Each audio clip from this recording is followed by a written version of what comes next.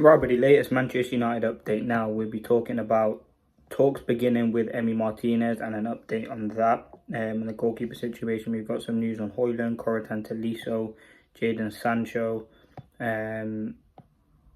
Aston Villa, Keenan Garnacho, and yeah, that's... Oh yeah, and the Sancho stuff. Manchester United willing to pay the severance for Sancho, but I want to start off by talking about the Emi Martinez stuff. Now, it came in from Gaston Edel on Twitter, who is pretty reliable, a tier 1 source out in Argentina. And he said Manchester United made a move for Emi Martinez. Negotiations are already on the way. Discussions with Aston Villa are already on the way for Emi Martinez.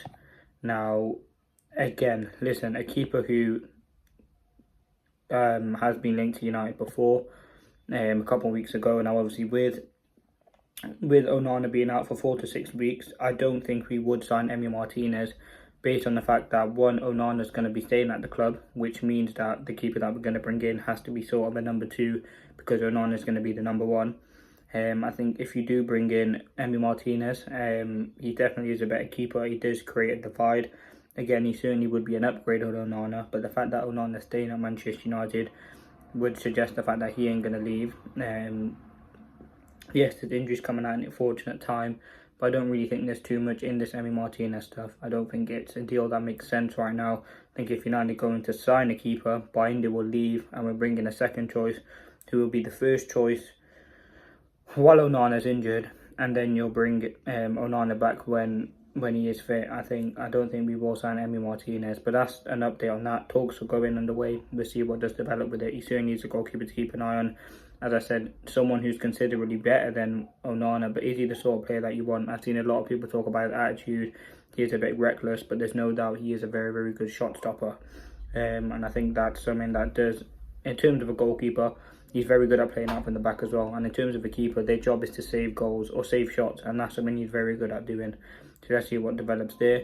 Now, the next thing, Manchester United are so keen to move the 25-year-old Jadon Sancho on. They now agreed to pay the severance fee to Jadon Sancho. Now, the severance fee is 4.3 million. So Manchester United are willing to pay the 4.3 million severance package to Sancho in order to facilitate a move to Juventus.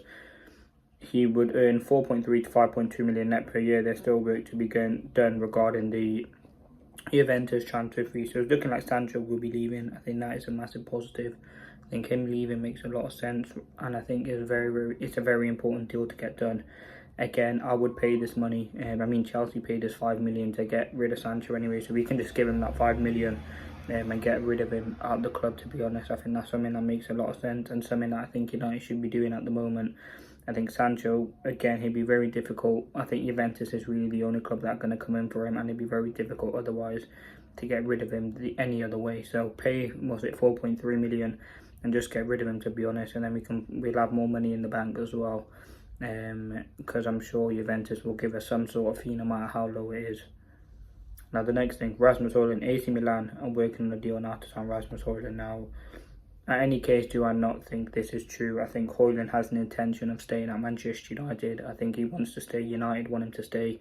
The whole intention is that he will continue to fight for his place at Manchester United. As I said, Inter have been interested, but I don't think they're going to develop their talks. I think Napoli were interested, but they ain't going to develop. Inter Milan have also obviously had talks, but they've signed their own 21-year-old striker. So AC Milan, could they be interested? I mean, we'll see what happens. They have started up talks. I think, again, Højlund will only leave if it's Manchester United forcing him out, which I think if the right offer does come in and there are clubs interested in Højlund, they will accept a deal for him. And I think all United fans can agree on, if a bid does come in, or even a loan, United would be silly not to accept it. If he stays, I would be pretty frustrated because I just don't think he's good enough to represent Manchester United, if we're being honest. And I think an exit for him makes a lot of sense. But again, if we're going to get rid of Sancho, Antony, Rashford, Garnacho, that's already 4 attackers, and we lose Højlund, we'll be left with Xerxes, Cunha, if we get Mbeumo, and Ahmad. So again, I'm not saying we need Højlund. Well, we probably kind of do need him for numbers, but let's see what happens with that. Now, on other attackers, Aston Villa are keen on signing Garnacho from Manchester United. So Aston Villa very well could be going in for for Garnacho. As I said, we know he wants to stay in the Premier League. I think that's the only move that appeals to him at the moment. Chelsea being interested, Aston Villa seem interested as well. Again, I'll be happy if... Well, I won't be happy if he stays in the Premier League, because we'll be watching him week in, week out, and you'll get all that outside media saying this is a mistake, why United sell him. I think we do have to sell him, but I don't want to see him in the Premier League. The player will probably stay at United if he doesn't get the Premier League move that he wants. However, he could be that desperate to move to United if it comes to a certain point in the window. He could just take any move, to be honest. Obviously, Saudi being interested as well. Obviously, right now, he's being left out from team training. Him and Rashford and the others are arriving at the training ground later to do their own individual training. So, if he is that desperate to move on and play football, which I think he is at 21, I think he will consider all options, to be honest. And I think he should. Yes, the Premier League is the best league, but not would all clubs go in for him? Probably not. Now, the last thing, Manchester United are quite insistent on signing Tolisso this summer and are happy to pay the 8.6 million fee. Lyon are resistant to a sale, but he could be tempted for the move. Now, as I said, Tolisso, alright player, but at 30 years of age, I don't think he's the sort of midfielder that we need. I don't think he has the right age profile.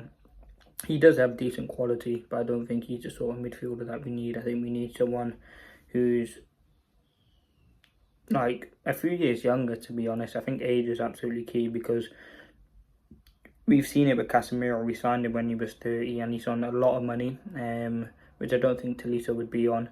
I know two situations are the same to compare, but he would be on a lot of money. I don't know if he'd get guaranteed game time. I don't think he'd want to, I don't think he's someone who would guarantee get game time. But for £8 million, I mean, wouldn't be the worst move.